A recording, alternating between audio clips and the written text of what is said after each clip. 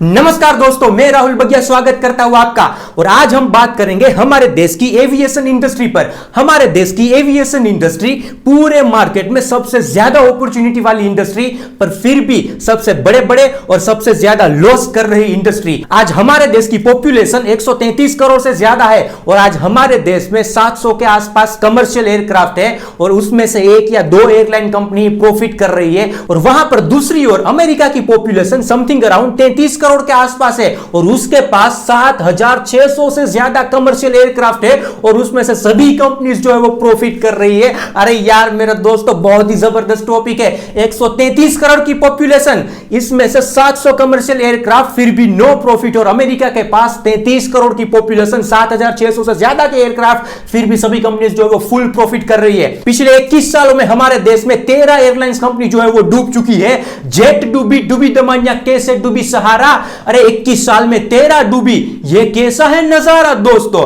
यहां पर सभी 13 एयरलाइंस कंपनियों के नाम तो मैं नहीं ले पाऊंगा, पर सबका लिस्ट यहां पर दे रहा हूं। पर उनसे भी सबसे बड़ा सवाल यह है कि जिस इंडस्ट्री के अंदर सबसे बड़ी अपॉर्चुनिटी है, जिस इंडस्ट्री के अंदर सबसे ज्यादा स्कोप है, तो क्या हुआ कि पिछले 21 साल में 13 एयरलाइंस कंपनी जो है वो डूब चुकी। आज कुछ ऐसे 4 रीजंस बताऊंगा, 4 कारण बताऊंगा जिनकी वजह से हमारी एयरलाइन इंडस्ट्री जो है वो सबसे ज्यादा घाटे में है। और इसके साथ साथ कुछ ऐसे सॉल्यूशंस की भी बातें करेंगे, कुछ ऐसी भी बातें करेंगे कि क्या कर सकती है ये एयरलाइन कंपनी जिनसे ये लॉस मेकिंग बिजनेस को प्रॉफिट मेकिंग बिजनेस में कन्वर्ट कर सके। तो सबसे पहला रीजन, सबसे पहला कारण ये कंपनी, ये इंडस्ट्री जो है वो डूबने का, कि भाई there is very very strict rules and regulation from the government. अरे भाई सभी एयरलाइंस कंपनी पर गवर्नमेंट के इतने स्ट्रिक्ट रूल्स एंड रेगुलेशन है कि उसकी बात मत पूछिए। हर एक इंडिविजुअल एयरक्राफ्ट पर इतने प्रकार के चार्जेस लगते हैं कि कोई भी छोटी मोटी एयरलाइंस कंपनी तो इसको अफोर्ड भी नहीं कर सकती। हर एक इंडिविजुअल एयरक्राफ्ट पर उसके जो है लैंडिंग चार्जेस, उसके पार्किंग चार्जेस, उसके हाउसिंग चार्जेस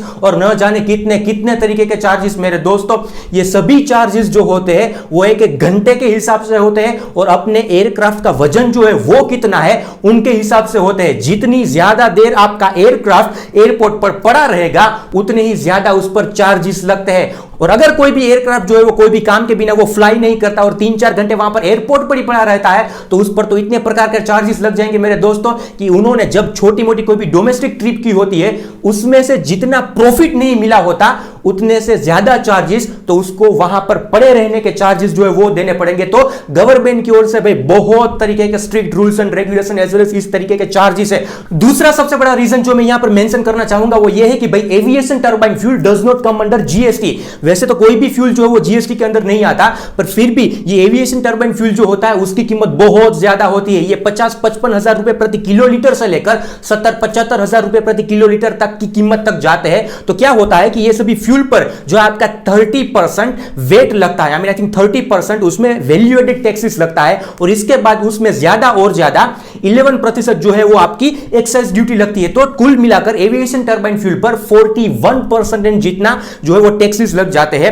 तो मेरा मानना तो यह है कि इस एविएशन इंडस्ट्री को बचाने के लिए अगर गवर्नमेंट जो है वो एविएशन टर्बाइन फ्यूल को जीएसटी के अंडर में लाए और उसमें मैक्सिमम 28% भी जीएसटी अप्लाई करे तो क्या होगा कि टोटल ओवरऑल जो टैक्सेस है वो घट जाएंगे। 41% minus 28% is equal to I think 13% का सभी एयरलाइंस कंपनियों को फायदा हो जाएगा। ये 13% एविएशन टर्बाइन फ्यूल जो है वो सस्ता हो जाएगा। इनसे कई सारी एयरलाइंस उभर सकती है, कई सारी एयरलाइंस प्रॉफिट मेकिंग बिजनेस कर सकती है, पूरी एविएशन इंडस्ट्री जो है वो प्रॉफिट मेकिंग बिजनेस करेगी। मेरा तो मानना यह है कि इस एविएशन इंडस्ट्री को बचाने के लिए गवर्नमेंट को ये एविएशन टर्बाइन फ्यूल जो है वो जीएसटी के अंडर में लाना चाहिए। आप सभी लोगों की क्या राय है नीचे कमेंट बॉक्स में जरूर बताइएगा। तीसरा रीजन जो मैं यहां पर मेंशन करना चाहूंगा वो ये है कि भाई mismanagement destroy the massive aviation industry.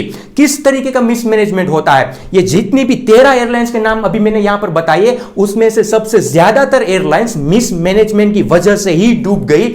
यहां पर देखिए मैं एक एग्जांपल के जरिए आपको समझाना चाहता हूं कि किंगफिशर में किस तरीके का मिसमैनेजमेंट हुआ था।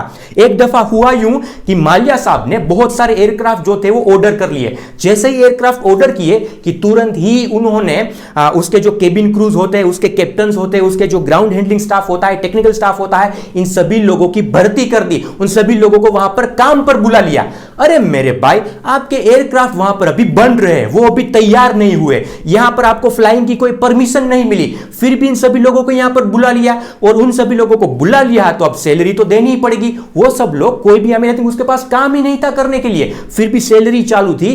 तो ऐसे तो कई सारे मिसमैनेजमेंट जो है वो किंगफिशर के अंदर हुए हैं, और इसी वजह से माल्या साहब को लंदन भागना पड़ा। और आप सभी लोगों को क्या लगता है कि एयर इंडिया क्यों डूबने की कगार पर है? क्योंकि उसमें कोई सॉलिड मैनेजमेंट सिस्टम ही नहीं है।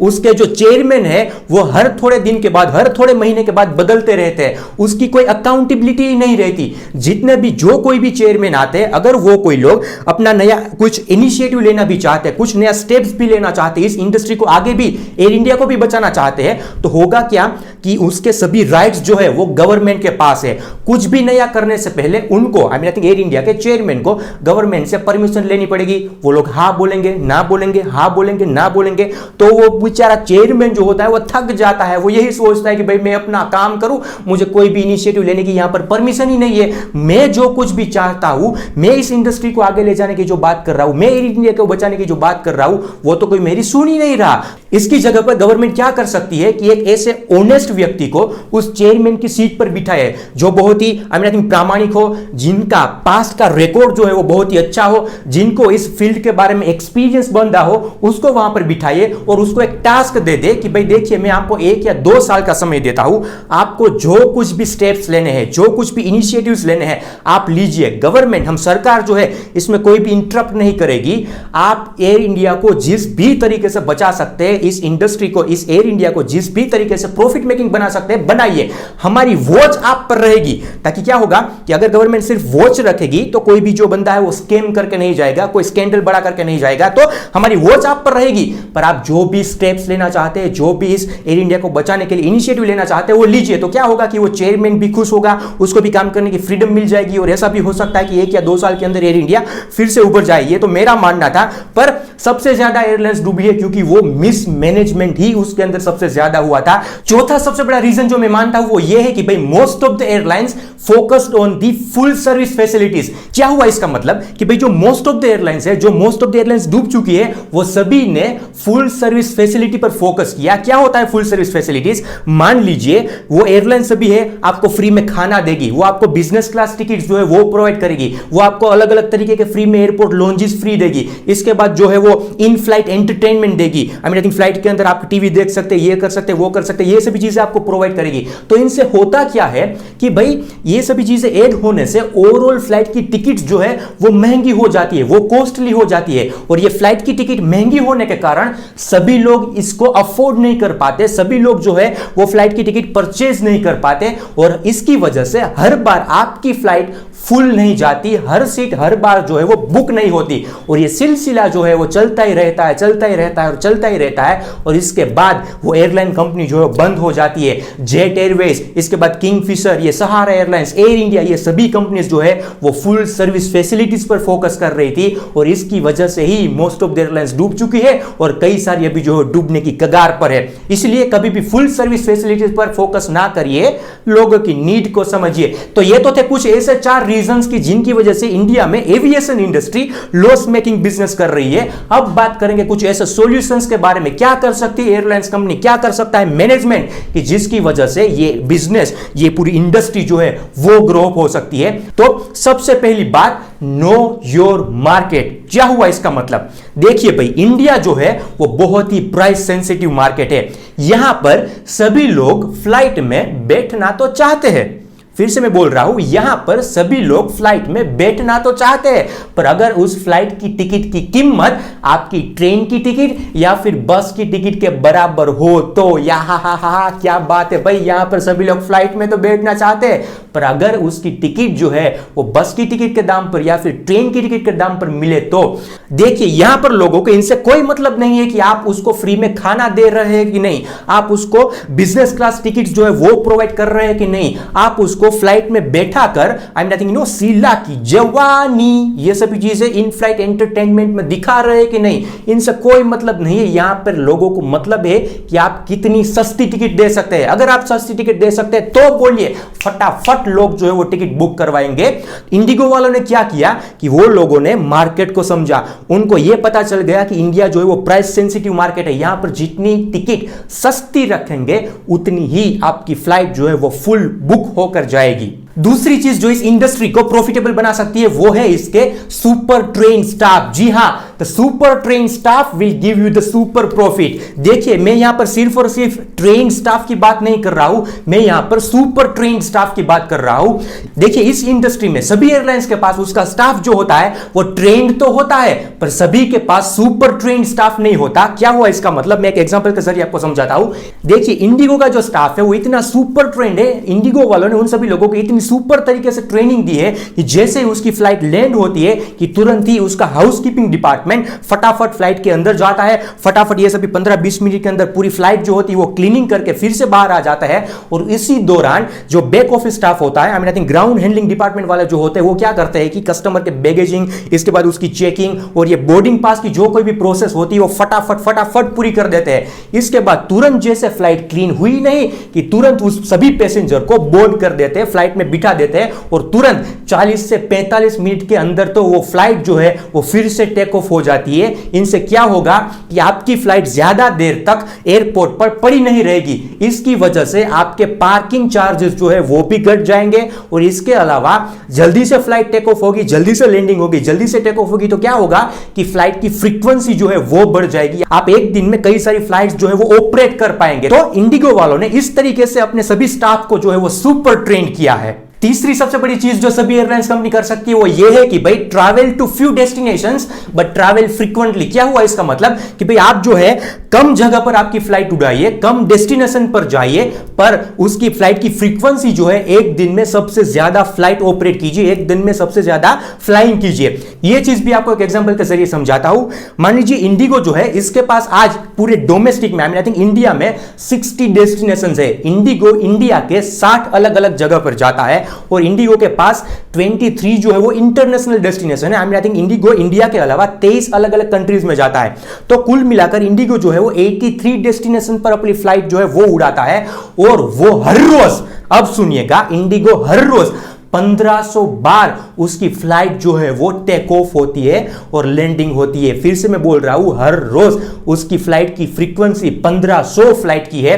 एक दिन में 1500 फ्लाइट जो है वो इंडिगो ऑपरेट करता है। और वहीं पर दूसरी ओर अगर हम बात करें एयर इंडिया की, तो एयर इंडिया जो है वो इंडिया के 58 डेस्टिनेशन पर जाता है, मेन उसकी फ्लाइट जो है वो। इसके बाद इंटरनेशनली वो 45 सिटीज में ट्रैवल करता है, अलग अलग 45 डेस्टिनेशन पर जाता है एयर इंडिया। और इसके अलावा मान लीजिए जो एयर इंडिया के छोटे एयरक्राफ्ट है, एटीआर्स जो है, वो जो छोटे छोटे शहरों में जाते हैं वो अलग अलग 64 डेस्टिनेशन पर जाते हैं। तो 58 plus 45 plus 64 is equal to I think something around 167 destination Air India वो जो है उन सभी जगह पर ट्रैवल करता है, 167 डेस्टिनेशन पर जाता है। पर एयर इंडिया की हर रोज की फ्रीक्वेंसी जो है सिर्फ और सिर्फ 500 फ्लाइट के अराउंड ही है।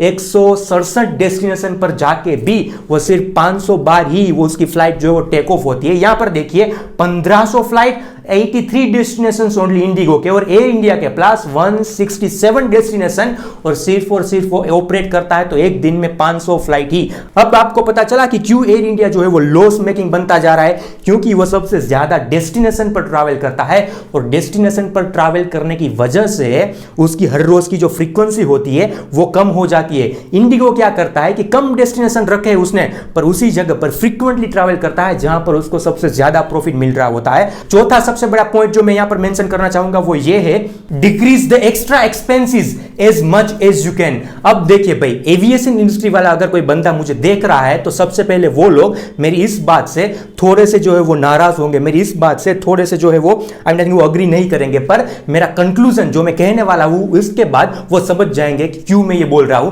कि भाई सभी एयरलाइंस कंपनी पर किस किस तरीके के एक्स्ट्रा चार्जेस लगते हैं। तो कुछ एग्जांपल मैं यहां पर देना चाहूंगा कि सभी एयरलाइंस कंपनी जो होती है वो अपने सभी क्रू क्रू मेंबर्स को, अपने सभी कैप्टन्स को वो 5 स्टार या 7 स्टार होटल्स में स्टे देती है, उन सभी लोगों को जो है वो फ्री में एयरपोर्ट लॉन्जेस प्रोवाइड करती है। और इसकी वजह से क्या होता है कि एयरलाइंस पर सबसे ज्यादा आई थिंक उसका एक्स्ट्रा एक्सपेंसेस हो जाता है। मैं ये नहीं कह रहा कि इन सभी लोगों को कुछ नहीं देना चाहिए, देना ही चाहिए। अगर एयरलाइन कंपनी जो है वो प्रॉफिट कर रही है, अगर वो मुनाफा कमा रही है, तो मुझे लगता है कि सभी लोगों को 5 स्टार 7 स्टार होटल्स में स्टे भी देना चाहिए, उसको एयरपोर्ट लॉन्च भी फ्री देनी चाहिए, फ्री में एयर टिकट भी देनी चाहिए। पर अगर कोई कंपनी ऐसी है जो अभी प्रॉफिट नहीं कर रही है, जो लॉस में जा रही है, या फिर आने वाले समय में जो 1 या 2 सालों के अंदर लॉस में जाएगी, तो उन सभी कंपनियों को ये सभी 5 स्टार 7 स्टार होटल में स्टे एज वेल एज इस तरीके के जो कोई भी एक्स्ट्रा चार्जेस है, एक्स्ट्रा एक्सपेंसेस है, वो घटाने चाहिए। क्या होगा कि ये सभी कैप्टन्स, ये सभी क्रू मेंबर्स, इन सभी लोगों को आज तो अच्छी अच्छी फैसिलिटीज मिल जाएगी भाई, पर आने वाले समय में 1 या 2 साल के अंदर अगर ये कंपनी, अगर ये एयरलाइन जो लॉस मेकिंग बिजनेस करती रही, तो शायद ऐसा भी हो सकता है कि भाई 1 या 2 साल के बाद उन सभी लोगों की नौकरी भी चली जाए। तो इनसे तो अच्छा यही है कि अभी 5 स्टार या 7 स्टार होटल में स्टे नहीं मिलेगा तो चलेगा, 3 स्टार या 4 स्टार होटल में स्टे दे दीजिए, पर सभी लोगों की एक जो सेफ्टी होती है, जॉब की जो सिक्योरिटीज होती है, वो बरकरार रहनी चाहिए। इंडिगो वालों ने किस तरीके से आई थिंक अपना एक्स्ट्रा एक्सपेंसेस जो था वो घटाया कि जो क्रू मेंबर्स थे उन्होंने जेंट्स और लेडीज क्रू मेंबर्स को एक साथ भेजना ही बंद कर दिया। क्या होता है कि जब जेंट्स और लेडीज क्रू मेंबर जो है वो एक साथ फ्लाइट में ट्रैवल करते हैं, तो उसको अलग अलग रूम देने पड़ते हैं, अलग अलग 5 स्टार या 7 स्टार होटल्स में उसको स्टे देना पड़ता है, इसकी वजह से एक्स्ट्रा एक्सपेंसेस लग जाते हैं। तो उन्होंने अपने सभी ऑलमोस्ट फ्लाइट्स के अंदर जो है वो फीमेल क्रू मेंबर ही सबसे ज्यादा हायर किए, ताकि जो एक्स्ट्रा एक्सपेंसेस है वो वहां पर बचा सके। तो कुल मिलाकर कहने का मतलब यही है कि कई सारे रास्ते हैं जिनसे आप एक्स्ट्रा एक्सपेंसेस जो होते हैं वो बचा सकते हैं।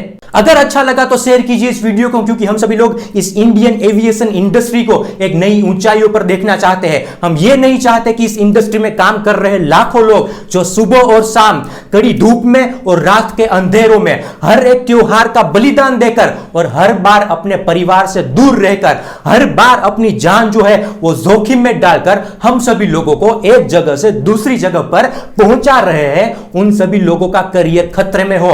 हम सभी लोग यही चाहते हैं कि ये सभी लोग जो इस एविएशन इंडस्ट्री के अंदर काम कर रहे हैं उसका करियर एक नई ऊंचाइयों पर पहुंचे, वो सभी लोग अच्छे और बड़े बड़े पैसे कमाए, वो सभी लोग उस इंडस्ट्री में कोई भी टेंशन या फिर अपनी जॉब की सिक्योरिटी की कोई भी चिंता किए बगैर वो उसमें सालों तक काम करे। आज के इस वीडियो में बस इतना ही, मिलेंगे फिर से एक नए वीडियो के साथ। तब तक के लिए आपका और आपके परिवार का ख्याल रखिएगा। अगर इस चैनल पर नए हैं तो चैनल को सब्सक्राइब करना मत भूलिएगा। We will see you soon in next few days with one more energetic topic. Until then, thank you very much. Bye bye and take care.